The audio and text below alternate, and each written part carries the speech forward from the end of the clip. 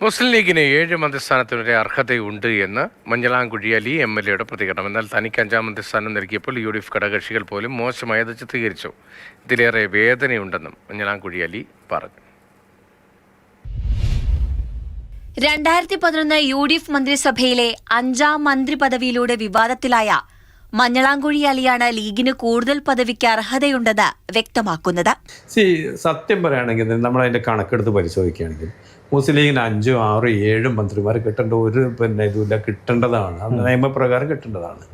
അതാണ് നമ്മളെ ഇതിൽ അന്ന് ആകെ എത്ര MLA-മാരാണുള്ളത്.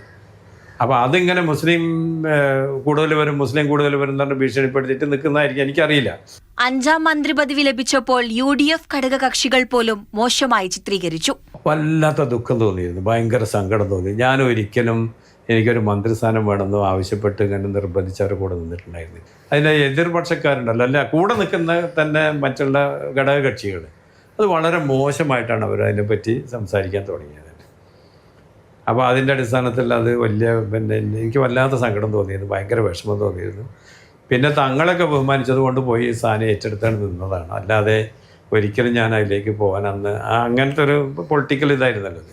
അപ്പോൾ വല്ലാതെ സങ്കടം തോന്നിയിരുന്നു. 2011 UDF അധികാരത്തിലെത്തിയ സമയത്ത് അന്നത്തെ മുസ്ലിം ലീഗ് പ്രസിഡന്റായിരുന്ന പാണക്കാട് ഹൈദരലി ശിഹാബ് തങ്ങളാണ് ലീഗിന് 5-മതൊരു മന്ത്രി കൂടി ഉണ്ടാകുമെന്ന് പ്രഖ്യാപിച്ചത്. ലീഗ് അനർഹമായ പദവി പിടിച്ചുവാങ്ങുന്നുവെന്ന് ആരോപിച്ച് കോൺഗ്രസ് നേതാക്കൾ പരസ്യ വിമർശനവുമായി രംഗത്ത് വന്നിരുന്നു. ലീഗ് പ്രതിരോധത്തിലായി എങ്കിലും പിന്നീട് മഞ്ഞളാംകുഴി അലിക്ക് മന്ത്രി പദവി നൽകിയാണ് വിവാദം അവസാനിപ്പിച്ചത്. UDF മുസ്ലിം ലീഗിന്റെ നിയന്ത്രണത്തിലാണെന്ന് CPM വിമർശനം ഉന്നയിക്കുന്ന ഘട്ടത്തിലാണ് അലിയുടെ പ്രതികരണമെന്നതും ശ്രദ്ധേയമാണ്. മാതൃഭൂമി ന്യൂസ്, കോഴിക്കോട്.